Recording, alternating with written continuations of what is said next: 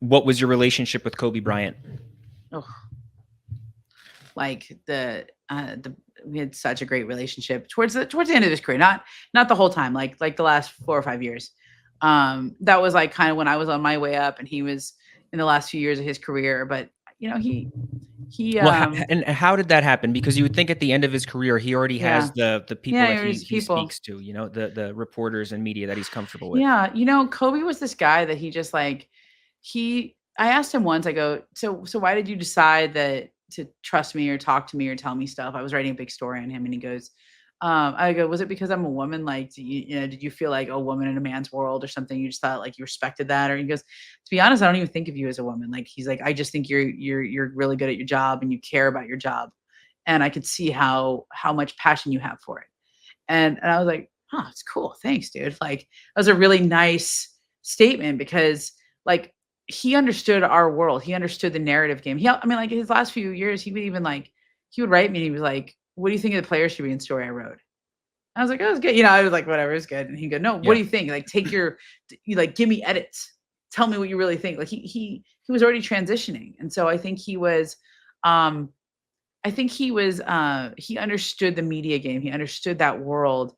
And he had different media people over the years that he was close to. Like, that's why when he retired, like, so many people came out with stories of, like, they had so many Kobe stories because um I think he was a storyteller. Like, he understood what we did. He liked to know how I went about writing. He liked to know my process. He wanted to know all the details. He wanted, like, he was curious. Does that make sense? Like, Yeah.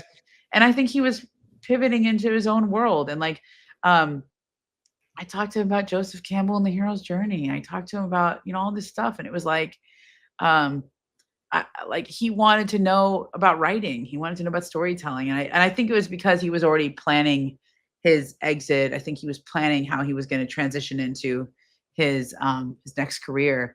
And so, like, we were interesting to him. Like, storytellers were interesting to him. He was not as interested in us as we were in him, but clearly, like, he wanted to understand how we saw the world and how we told stories and did things. And so, um I just think, like, that's probably why in the last few years, I was one of his main people, because Yeah. that he talked to, and was in this circle of I don't know, I call it circle of trust. That's a weird thing. It's more like we had a constant dialogue all the time. And the thing that I loved about Kobe is that, like, he was not thin skinned. Like, if I had to write a column saying he sucked, or if we had to bring stuff up, like, you didn't hear about it. He didn't whine to you. Like, Yeah. he knew. He would always say to me, "There's nothing anybody could say or write about me that I haven't heard before." He didn't care. Like, he knew if he sucked, you didn't need to.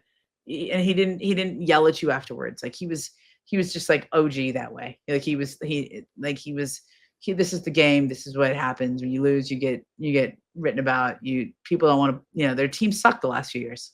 We wrote a lot of bad stories that a lot of, like, current players wouldn't have the stomach for. Yeah.